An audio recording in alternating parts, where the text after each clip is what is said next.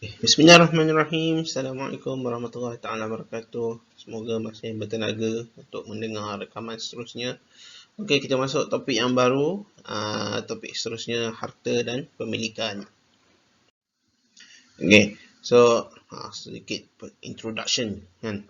So, Islam meletakkan harta sebagai salah satu keperluan asasi dalam kehidupan manusia.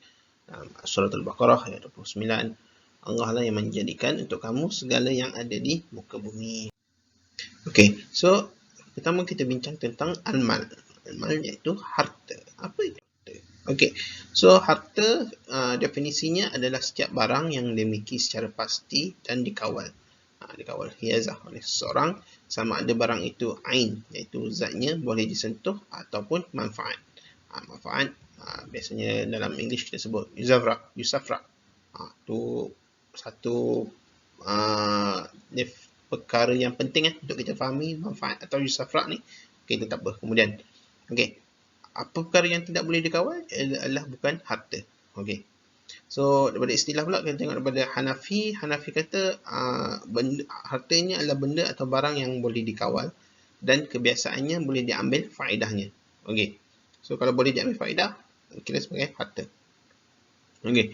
Jumhur pula definisikan harta sebagai setiap perkara atau barang yang ada harga atau nilai, dan jika rosak perlu bayar ganti rugi. So, ini dijadikan definisi undang-undang lah. Okey. So, apa maksud boleh dikawal atau hiazah itu? Okey, barang yang tidak dapat dikawal, ianya bukan harta. So, antaranya perkara maknawi, iaitu pengetahuan, kesihatan. So, ini dikira sebagai bukan harta kerana tidak dapat dikawal. Okey. Dan juga perkara yang tidak boleh dikuasai, contohnya cuaca, cahaya, udara, ini bukan harta. Okey, ini ikut definisi ni ya. Okey, so seterusnya boleh diambil faedah. Okey, sesuatu yang tidak boleh diambil faedah bukan harta. Sebagai contoh, bangkai atau makanan yang beracun. Okey, satu lagi, sesuatu yang boleh diambil manfaat tetapi dianggap tidak bermanfaat kebiasaannya. Ketek pula bunyi dia kan. Dia juga bukan dikira sebagai harta. Contohnya gandum atau beras lah. Beras kat butir tu, kalau sekilo ialah RM2.30 kan. Tapi kalau sebutir, orang tak kata itu satu harta lah. Atau kain kan. Kalau 4 meter, boleh lah buat baju kurung kan. Tapi setakat sepotong kecil tu, buat kain buruk je lah. So, dia dikira sebagai bukan harta. Okey. Dia dikira harta kiranya sebagai manusia menganggap sebagai harta. Okey.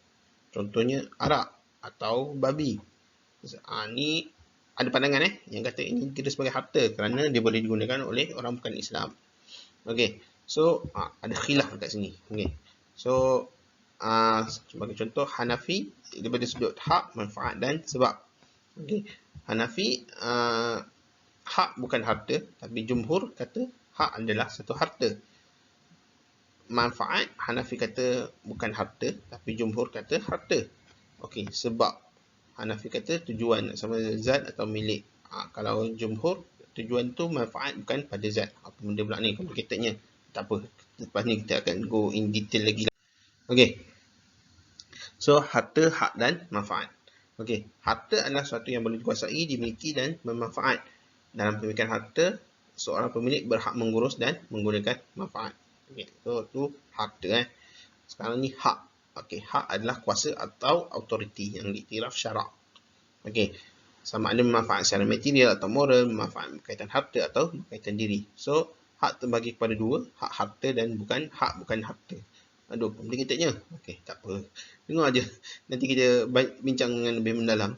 Okey, seterusnya manfaat. Manfaat adalah faedah yang diperolehi daripada suatu benda. Yang ni yang sebut tadi sebagai yuzafra.